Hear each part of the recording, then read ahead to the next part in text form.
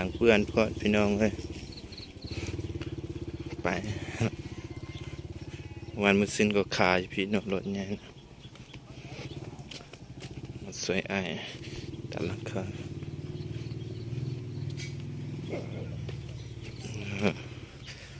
ลำบากพอด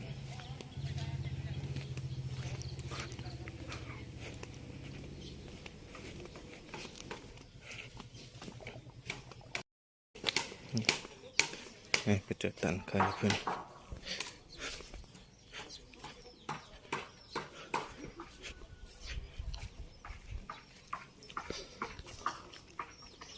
ตันหลังคามีพี่น้องมาสวยนี่นะพี่น้องมาสวย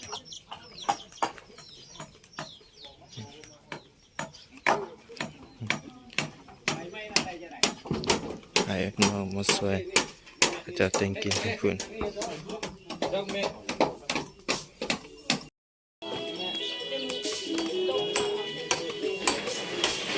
มีเนื้อเขา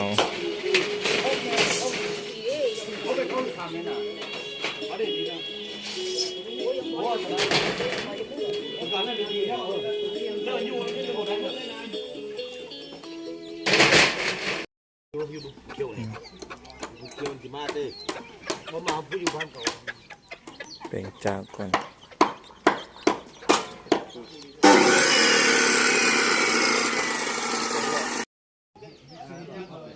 นี่ต่อมาพวกพี่น้องมาช่วย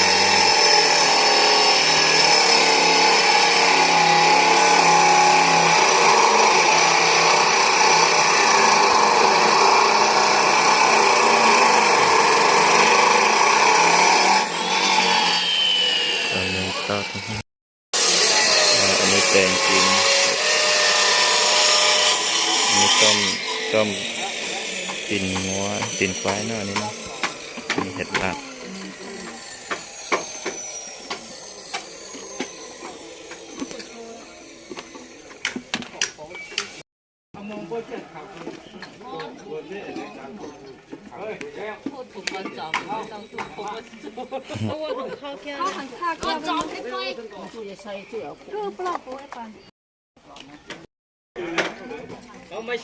ต้มอันนี้ต้มกระดูกหมูต้มสิ้นควายเนาะนี่นะพวกเอ้ยพายก็เอามาช่วย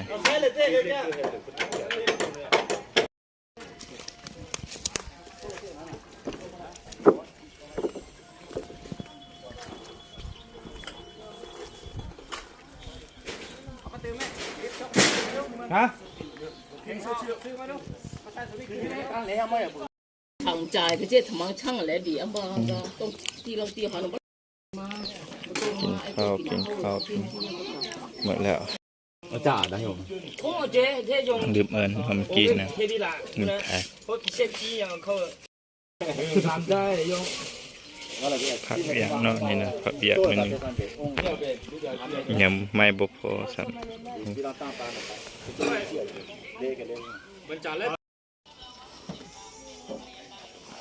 ยำหมดแล้วไม่บุพอ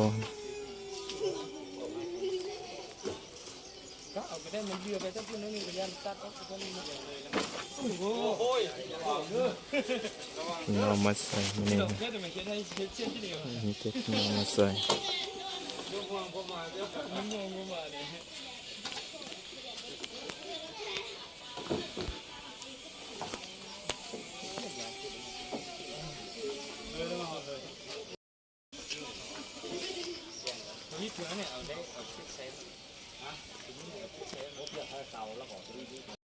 ทำตอนเบียกมันนี่นะเพราะว่ามีกินข้าวแล้วก็10ต่อเบียกเก่าเนาะนี่นะมีไอเอ็นน้องเขามาช่วยก็เอ้ยไปเขามาช่วยมันนี่นะบ่ได้จ้างไผมีแต่ไอน้องช่วยกันได้นี่เมื่อกี้ไม้บ่พอเนาะถ้าไม้บ่พอแล้วก็ทานั่นเองเพราะว่าไม้หันเขาจะบ่มาส่องเขาจะไปบนอื่นเขาก็ไปส่งมันมาอีกเนาะนี่กำลังเอามา ยังบ่แล้วก็ง่ายนี่นะเนี่ยดอกมือเพิ่นได้แล้ว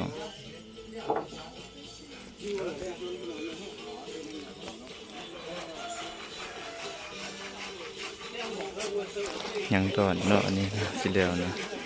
พี่น้องมาช่วยไอ้น้องมาช่วยไอ้เคยพวกอ้ายมาช่วยใจเด้อมาช่วยยังบ่แล้วเด้อยังหลายอีกประมาณมื้อหนึงเฮ้ยเยอะอยู่ในตารางคายังบ่แล้วนะแต่ไอ้เนาะไอ้เคยก็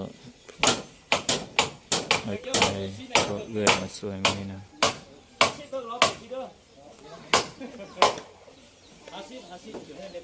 Hasit peung na le.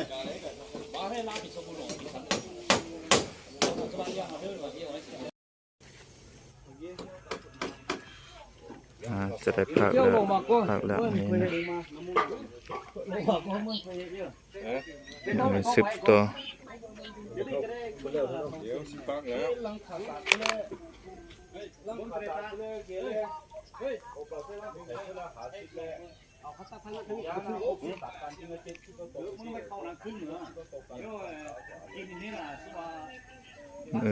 10 ตัวได้มื้อ